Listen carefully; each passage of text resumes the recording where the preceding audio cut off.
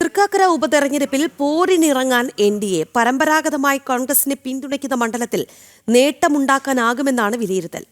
2020 BJP വോട്ടുകൾ ഏകീകരിക്കുന്നത് ജനവിധിയിൽ നിർണായകമാകും. അന്തരിച്ച PT. തോമസിന്റെ കരുത്തു പതിഞ്ഞ മണ്ഡലമാണ് തൃക്കാക്കര. പി.ടിക്ക് ശേഷം ഭാര്യ ഉമാ തോമസിലൂടെ കോൺഗ്രസ് ഉപതെരഞ്ഞെടുപ്പിൽ മണ്ഡലം നിലനിർത്തി. പക്ഷേ മറ്റൊരു പൊതുതെരഞ്ഞെടുപ്പിനെ തൃക്കാക്കര അഭിമുഖീകരിക്കുമ്പോൾ കാര്യങ്ങൾ മാറിമറിഞ്ഞു. ഉപതെരഞ്ഞെടുപ്പിലെ സഹതാപ തരംഗത്തിൽ നേടിയ 73,000-ഓളം വോട്ടുകൾ ഇനി ആവർത്തിക്കാനിടയില്ല. 2021 പി.ടി. തോമസ് നേടിയത് 60,000-ഓളം വോട്ടാണ്. LDF സ്വതന്ത്രൻ നേടിയത് 45,000-ഓളവും. അന്ന് മുന്നണിയില്ലാതെ വെവ്വേറെ മത്സരിച്ച ബി.ജെ.പിയുടെയും 2020യുടെയും സ്ഥാനാർത്ഥികളുടെ ആകെ വോട്ട് 30,000 ഉണ്ട്. അതിനാൽ ഇത്തവണ വലിയ മുന്നേറ്റമുണ്ടാക്കാൻ എൻ.ഡി.എക്കാകും. 2020യുടെ അഖിൽ മാരാറാണ് തൃക്കാക്കരയിൽ മത്സരിക്കുന്നത്. പരമ്പരാഗത കോൺഗ്രസ് മണ്ഡലത്തിൽ വിള്ളലുണ്ടാക്കാൻ അഖിലിനാകുമെന്ന് എൻ.ഡി.എ ക്യാമ്പിന്റെ പ്രതീക്ഷ. ഉമാ തോമസ് വീണ്ടും മത്സരിക്കുന്നതിൽ പ്രാദേശിക എതിർപ്പുകൾ തലപൊക്കിയിരുന്നു.